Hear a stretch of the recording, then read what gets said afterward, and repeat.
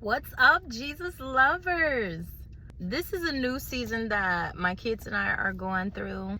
And some may ask, what do you tell your kids when you're going through a divorce? The truth. You don't have to lie to cover up someone else's lies or their image, but you also don't have to bash the other parent. Tell the truth to your kids on their own levels, and they don't have to know every truth, everything. But it's a shift coming into their lives, and they're going to have a lot of questions. Why is the other parent not here anymore? Why can't we open the door for them? Why are we not in the same car with the other parent? Where are they? When a family of two parents go down to one parent, things may change for your kids. You might have to move to a different place. They might have to move to different schools. They want to know why. Why do I have to get new friends? Why can't I participate in after school activities? Why only one parent is coming to something? Can anybody take me to practice today? Can I Uber? Why can't you come to my game? Why do you work so much? They may have so many questions coming at you at one time, and they want answers. And you can simply tell them someone was wrong, sin entered. Things may be uncomfortable for a little bit, but everything's going to be okay. God got us. I got you. Like, we got this. You're going to be able to meet new friends. You may be going to a different school, but everything's going to be okay. And if the other parent is a decent parent, or you know that that parent love your kids, just tell them, me and the other parent love you. You won't be abandoned, because you don't want your kids to have low self-worth, low self-esteem. You don't want them to feel rejected or to think that it was their fault. So you tell them it's not your fault. Things have happened, but you are still going to be loved. You may have two different rooms, one at my house and the other parent house. You may have two different birthday parties, but you're going to be okay. And you don't have to overcompensate for a missing parent. You don't want your kids to end up feeling entitled. And then when they step into the world, as if they were so spoiled they didn't have any rules. No, it's rules to life. You can't just do any and everything you want. It's consequences to people's actions. Teach them what to do, what not to do. Be the good example for your kid. Put them around healthy relationships. Let them see what great marriages look like. If it's like your family, your close friends, because we don't want them to be afraid of getting married when they get older because of what happened between you and another parent. We want them to be able to have a healthy marriage. And what didn't work for you is not going to be the same story for your kids. They should see what fighting for a marriage look like, what sticking it out look like, what figuring it out look like even after. It's still going to be life after this, love after this, peace, joy. The kids can adapt to the situation and environments that they're in. And then after you talk to them and have the serious conversation, they're still kids. They're going to still want to be kids. They're going to go out and play and probably not think too much about it. So make sure you don't project how you feel for somebody else on your kids, because how that person treated you, that doesn't mean they're going to treat your kids like that. It may be a whole different story. Children are smart. They get over things quickly. And you know they've seen a lot of what was going on already. They know some things. God hates divorce and when children are being offended. Even though I fasted and prayed a year up until my wedding to make sure that I was in the will of God, I was trying to be the best wife possible. Been together with somebody 24 years, longer than I was single, married 20 years. People change. It didn't end up working out. And when I found out my husband was living a double life, sometimes I had to lay on the altar to talk to God, like, Lord, what's really going on? God had to pour into me in my broken place. And he sent the saints as if his lips were next to their ears to pray over me. Before I even started sharing my story, he would tell them to tell me to cast all my cares. All the scriptures that I was learning about, I grew up about, now it's like putting them into action. Leave it at the altar. Lay your heavy burdens on him. Take up the garment of praise. Give him all your hurt and all your pain, and don't take it back with you. It's not a great loss. What you're about to step into next cannot be attached to dead things. Sever it quickly. And God knew how I felt about my kids, because I wanted a godly marriage, and I didn't want my kids to have a bad effect off of this, because taking some psychology classes, I will read about kids who didn't have parents and the statistics that was on them. And I just didn't want that for my kids. I didn't want them to feel abandoned, rejected, neglected. I wanted my kids to come up in a 2-family home and to feel loved, protected, safe. God let me know, like, your kids will not be broken from this. And I was like, oh, Lord, I thank you, Lord. And then I would go before the Lord. Lord, this is not fair. I'm not the only one who had these kids. Why am I feeding them all the time? Why am I doing this and that? Why do I have to do everything? It's not fair, Lord. And God was just letting me know, listen, stop expecting someone else to do what me and you already been doing. The person who's not helping you, they can't disappoint you anymore. Lower your expectations, and then you won't be as disappointed. God has been taking care of us. My kids do not lack for nothing. He's such a good God. I've never seen the righteous forsaken, nor his seed begging any bread. He's always been a provider for me and my kids. So God will cover and keep your kids. And God also let me know, whatever you lose, I will restore. I'll give you double for your trouble. Joel 2, and I will restore to you the years that the locust has eaten up. And then on top of that, God told me to forgive. And even if I thought I've forgiven, forgive again. And I'm like, that's a lot of forgiveness, Lord. Oh my goodness. Okay. Because he's going to let me know what I need to work on every season of my life. And forgiveness is not just a one-time thing. I may find myself saying, I forgive this person daily. I forgive them. I forgive the other people. I forgive the ones who knew about it. I forgive. I don't want a person or people to keep me out of heaven, because Matthew 6 talks about, if you forgive others, God will forgive you. If you don't forgive, he won't forgive you. I need forgiveness. So I'm not perfect. And I want to make my call and election sure. I got to make it in. And when I stand before the Lord, I can't blame another person for my actions. I will be giving an account for myself, the things that I said, did, how I raised my kids. So make sure you don't do things out of spite, out of anger. Even if you were done wrong and betrayed, that doesn't need to be projected on your kids. Don't let bitterness set in. Don't let offense sit with you.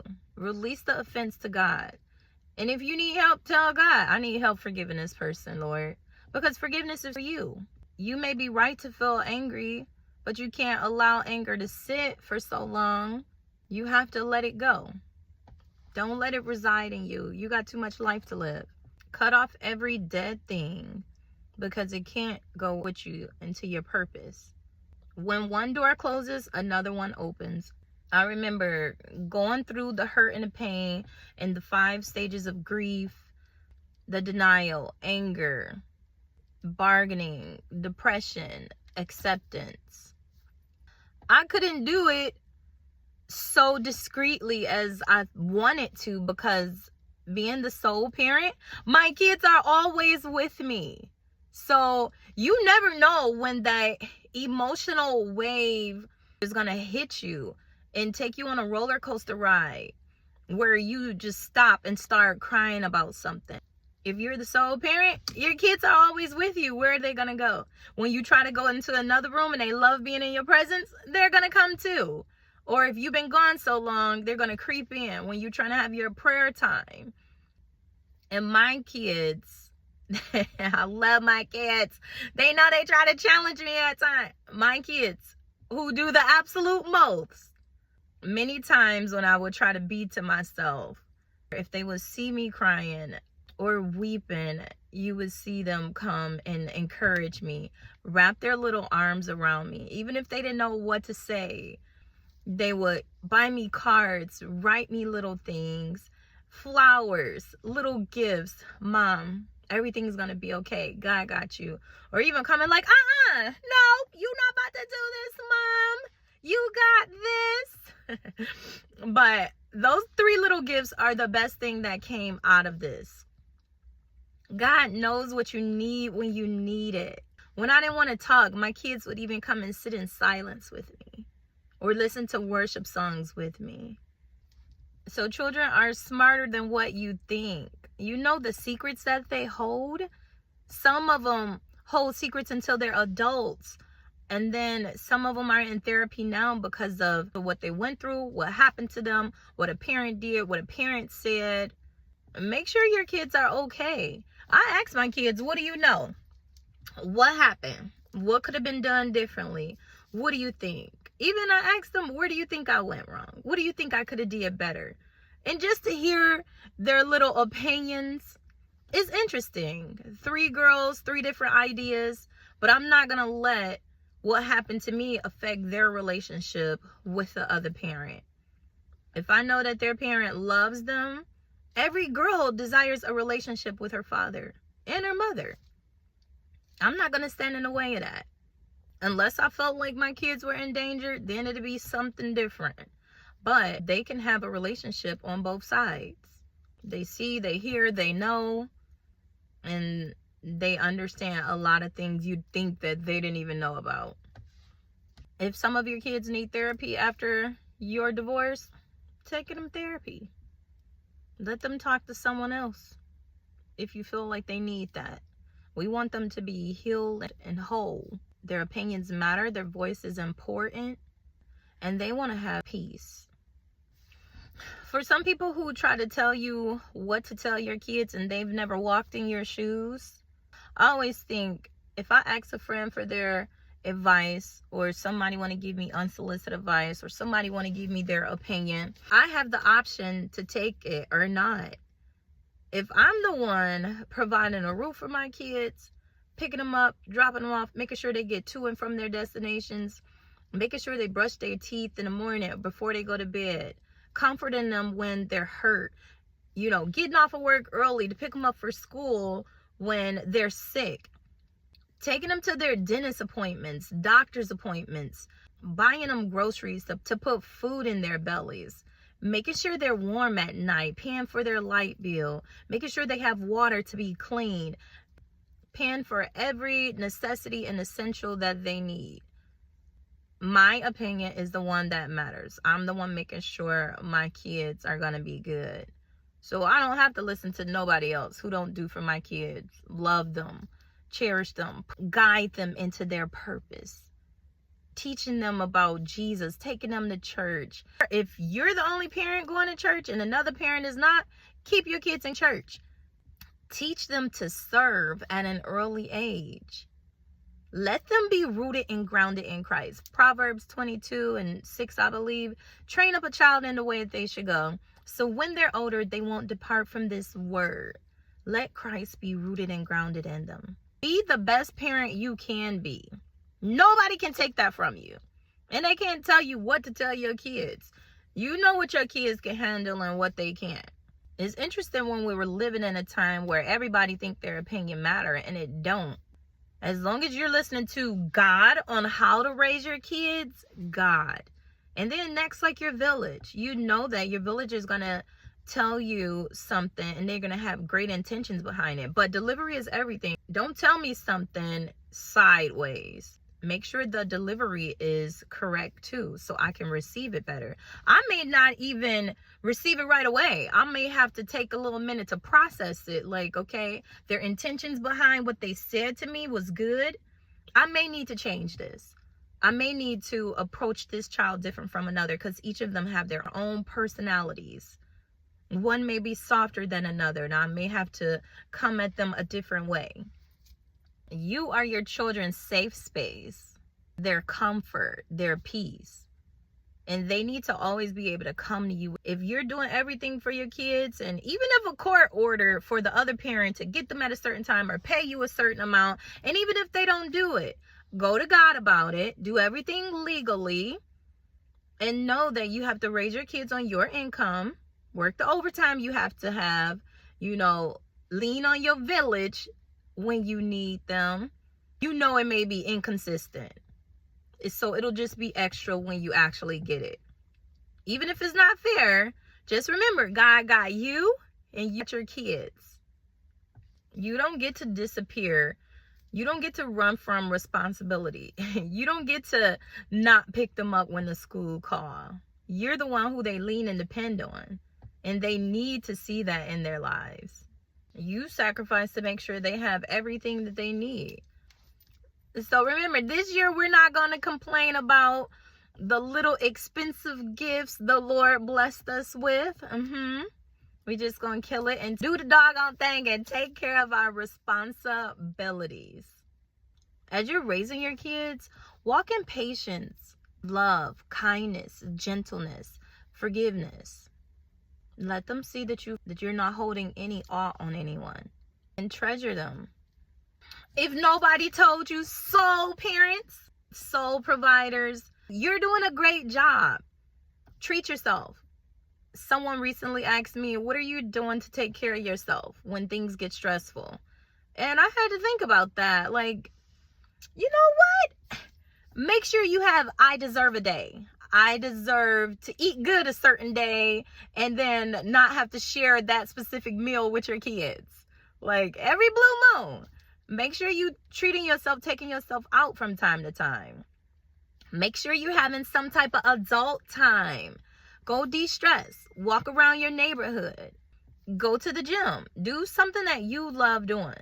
Your life usually revolves around your little gifts all the time. The blessings that the Lord gave you. But do something nice for yourself. Take a night out. Get your village involved. See if they'll watch your kids for a day so you can go do something fun. When your kids are in church, put them in children's church so you can get that break to listen to the word for yourself, so you can get fed spiritually, so you can pour out to God. And just know you're not in it alone. God is strengthening you and carrying you to take care of the gifts that He's giving you. And remember to always tell your kids the truth on their levels, because you don't want to seem like a liar in their eyes. A lot of stuff they know and they just don't say. Deuces, Jesus lovers.